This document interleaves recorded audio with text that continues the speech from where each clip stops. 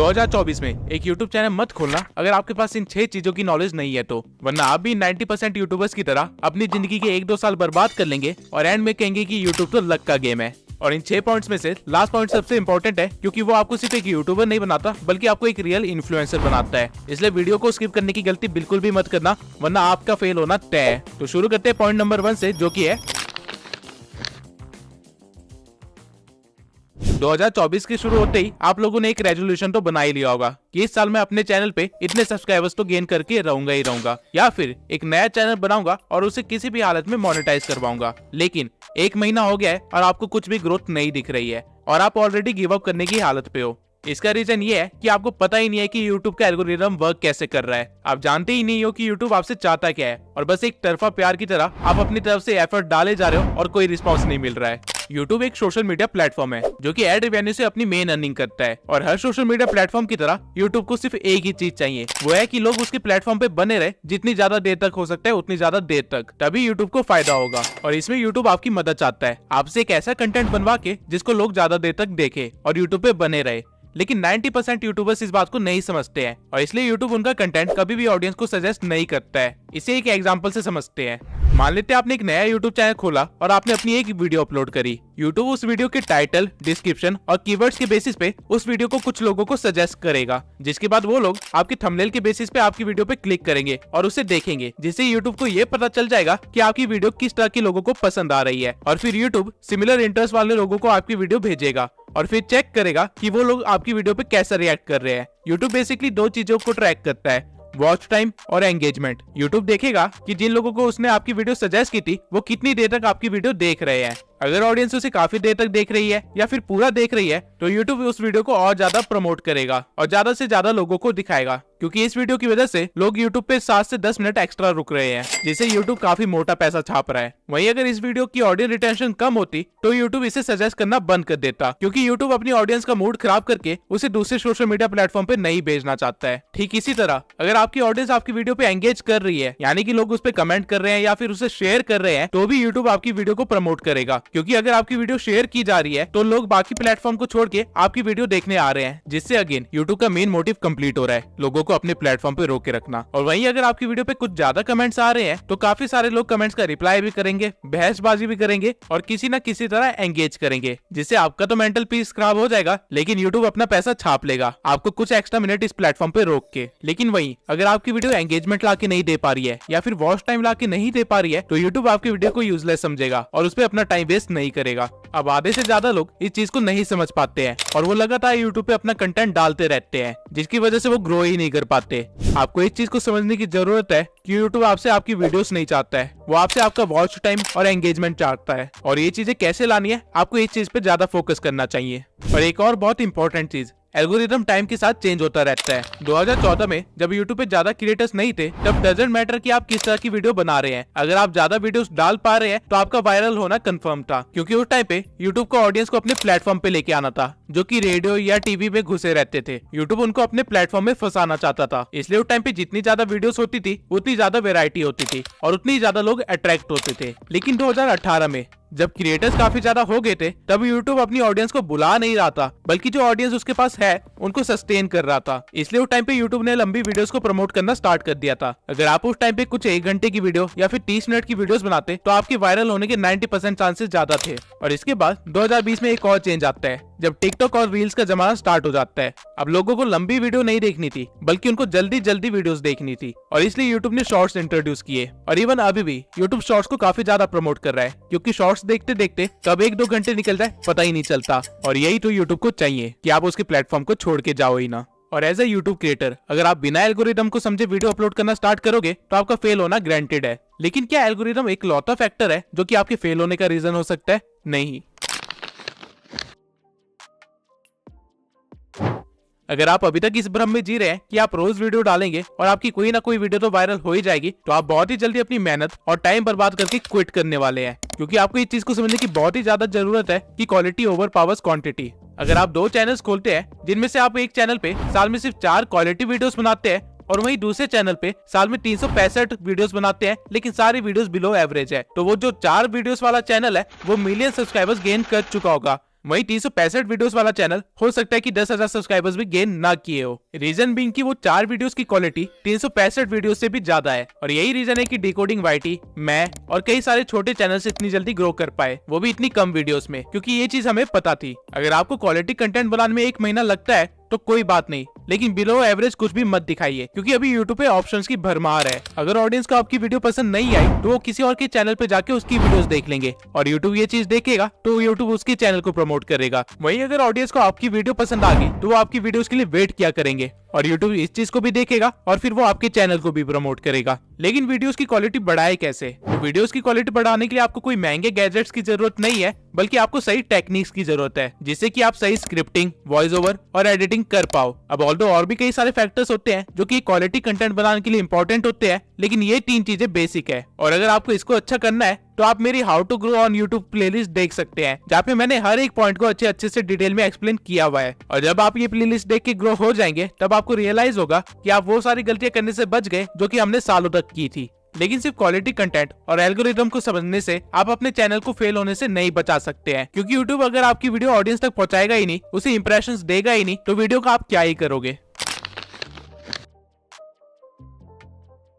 अगर आपको नहीं पता कि रिटर्निंग व्यूअर्स कैसे इंक्रीज करे, या फिर न्यू व्यूअर्स को कैसे गेन करे, या फिर अपनी वीडियो को रैंक कैसे करवाए, या फिर CTR, RPM, CPM जैसी चीजें क्या होती है, तो आप एक बड़े से जंगल में बिना मैप के निकल चुके हैं, जहाँ पे आधे रास्ते में आपको YouTube नाम का एक शेर खाने वाला है। SEO में रैंक करने के लिए बेसिकली आपको 3 चीजों की जरूरत होती है: टाइटल, कीवर्ड्स और थंबनेल। और इनके सिवाय अपने SEO को ट्रैक करने के लिए और उसे और भी ज्यादा इंप्रूव करने के लिए आपको YouTube के एनालिटिक्स को अच्छी तरह से देखना आना चाहिए, क्योंकि अगर आपको अपना एनालिटिक्स समझ नहीं आ रहा है तो आप अपनी ऑडियंस को नहीं समझ पा रहे हो। एंड अगेन, अगर आप अपनी ऑडियंस को समझ नहीं पा रहे हो तो एल्गोरिथम आपकी मदद नहीं करेगा। अब सही से टाइटल, डिस्क्रिप्शन और हैशटैग्स कैसे डालते हैं, इसके ऊपर मैंने ऑलरेडी एक वीडियो बना रखी है। लेकिन एनालिटिक्स को स्टडी कैसे करे, उसे इंप्रूव कैसे करे और उसके साथ उसको ऑप्टिमाइज कैसे करे, इसके ऊपर मैंने अभी तक कोई भी वीडियो नहीं बनाई है। तो अगर आप लोग चाहते हैं कि मैं इस टॉपिक पे एक वीडियो बनाऊं तो कमेंट सेक्शन में एनालिटिक्स लिख दीजिए। 1000 कमेंट्स होते ही मैं वीडियो बनाना स्टार्ट कर दूंगा। बस सोचिए, आप सब कुछ सीख जाते हैं और अपने चैनल की क्राइटेरिया को पूरा करने के बाद उसे मोनेटाइजेशन के लिए अप्लाई करते हैं, और YouTube आपको रिजेक्ट कर देता है। ऐसा होने के चांसेस बहुत ही ज्यादा है अगर आपको नहीं पता कि YouTube की पॉलिसीज और गाइडलाइंस क्या है।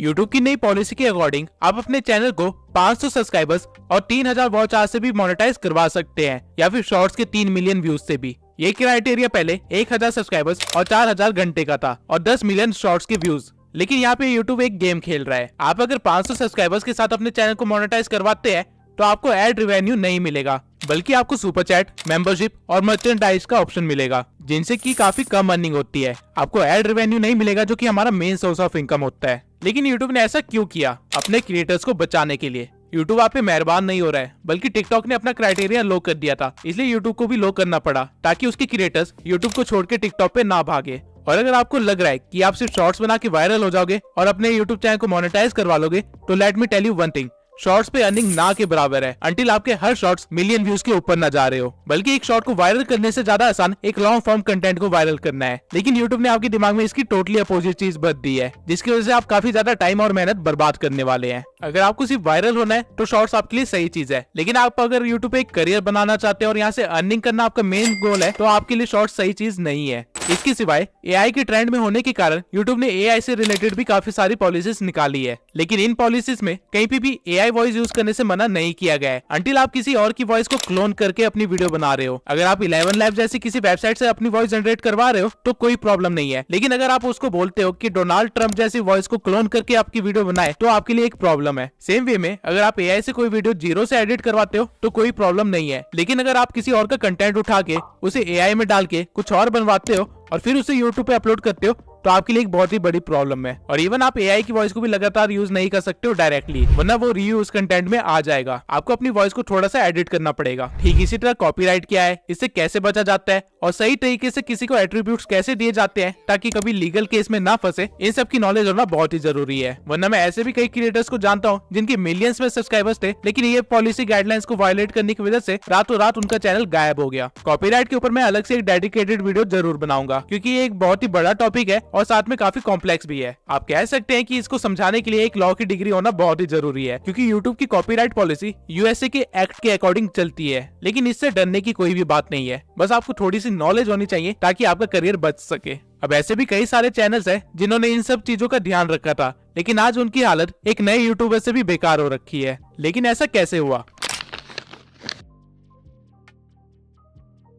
यूट्यूब एक रियल बिजनेस है और हर बिजनेस की तरह यहाँ पे भी कंपटीशन है, और अगर आप अपने कंपटीशन को नहीं भाप पाए तो आपका कंपटीशन आपको खत्म कर देगा। और कुछ ऐसा ही हुआ है जुन्नू की टेक और फैक्ट टेक के साथ। और ये प्रॉब्लम आपको सिर्फ तब नहीं आएगी जब आप ग्रो कर चुके होगे, बल्कि आप जब ग्रो करने की कोशिश कर रहे होगे तब आपको रियलाइज होगा कि आपसे बेहतर चैनल्स आपके बिल्कुल बगल में ही खड़े हैं और आपसे कम्पीट कर रहे हैं। और अगर आपको उनको पीछे छोड़ना है तो आपको कुछ ऐसा करना पड़ेगा जो कि कोई और नहीं कर रहा है, वरना आप भी उन 90% यूट्यूबर्स की तरह इस कंपटीशन में दब के खत्म हो जाओगे। अब अगर आप सोच रहे हैं कि मैं नीश ही ऐसी सिलेक्ट करूंगा जिसमें कंपटीशन ना के बराबर हो, तो आप बहुत ही गलत हो, क्योंकि ऐसी कोई भी नीश नहीं है जिसमें कंपटीशन ना हो। आप कुछ भी इमेजिन कर सकते हैं और जब आप सर्च करेंगे तो आपको उसमें कंपटीशन मिलेगा ही मिलेगा। तो कंपटीशन से बचे कैसे? इसका सिर्फ एक ही तरीका है कि आपको ट्रेंड के साथ चलना पड़ेगा, एडेप्टेशन करनी पड़ेगी और साथ में अपनी एक यूनिक आइडेंटिटी बिल्ड करनी पड़ेगी। इवन हमारी नीश में भी काफी सारे क्रिएटर्स 5 साल से भी पहले बैठे हुए हैं, लेकिन पिछले 1 साल में एक नया ट्रेंड आया है जिसकी वजह से इन बड़े क्रिएटर्स को भी मुश्किल का सामना करना पड़ रहा है। वो है एडिटिंग का ट्रेंड। ये सारे क्रिएटर्स अपनी फेस कैम वाली वीडियोस को हटा के अब एक व्हाइट बोर्ड पे आ गए हैं, जहाँ पे ये व्हाइट बोर्ड पे सारी चीजें एक्सप्लेन कर रहे होते हैं। लेकिन नए ट्रेंड में जहाँ एडिटिंग के थ्रू हर चीज को एक्सप्लेन किया जा रहा है, उसे ये अडेप्ट नहीं कर पाए, जिसकी वजह से छोटे चैनल्स भी इनसे ज्यादा व्यूज ले जा रहे हैं। और ठीक इसी तरह छोटे चैनल्स में भी कॉम्पिटिशन काफी ज्यादा बढ़ गया है, जहाँ पे ग्रो करने के लिए आपको कुछ यूनिक करना पड़ेगा। और वो कोई भी छोटी सी चीज हो सकती है, चाहे आपके बोलने का तरीका हो सकता है, आपकी स्क्रिप्टिंग का स्टाइल हो सकता है, या फिर मेरी तरह एक एआई अवतार हो सकता है, लेकिन कुछ अलग जो कोई और ना कर रहा हो। अब अगर आप कंपटीशन से बच भी गए तो आपको वो करना है जो बड़े क्रिएटर्स मजबूरी में नहीं कर पाते हैं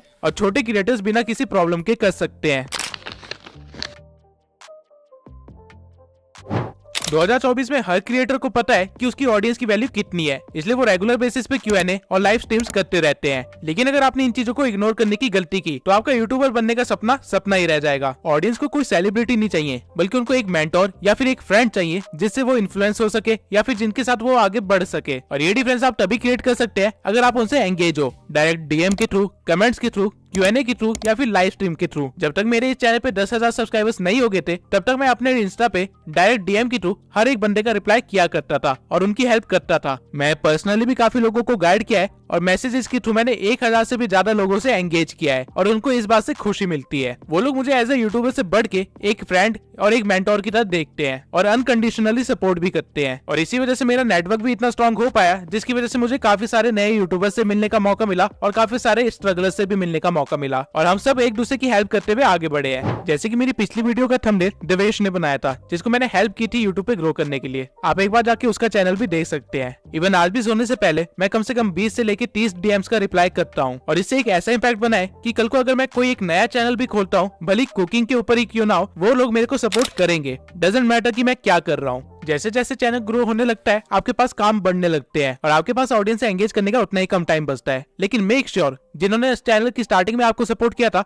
आप उनको एंड तक सपोर्ट करो, क्योंकि वो स्कूल फ्रेंड्स की तरह होते हैं। और क्योंकि आज मुझे मौका मिला है, तो मैं अमन पटेल के साथ साथ उन सभी सब्सक्राइबर्स को थैंक यू बोलना चाहता हूँ जो मेरे चैनल की स्टार्टिंग से लेके अभी तक मेरे साथ बने हुए हैं और इनको मैं एज अ ट्रू फैमिली मानता हूँ। अब आपको सारे 6 पॉइंट्स पता है जो आपको ध्यान में रखने चाहिए 2024 में एक यूट्यूब चैनल खोलने से पहले। और अगर आपने सोच लिया है कि आप एक यूट्यूबर बन के ही रहेंगे, तो मेरी इस प्लेलिस्ट को जरूर देखना। आप ऑलरेडी अपने कंपटीशन से काफी ज्यादा आगे बढ़ चुके होंगे। इसी के साथ इस वीडियो को खत्म करते हैं। मैं गिव अवे का विनर अगली वीडियो में अनाउंस करूंगा और अगली वीडियो एक Q&A होगी, जहाँ पे मैं यूट्यूब से रिलेटेड हर क्वेश्चन का आंसर दूंगा। तो कमेंट सेक्शन में अपने क्वेश्चन लिख दीजिए, क्योंकि अगली वीडियो में उसका आंसर मिलने वाला है।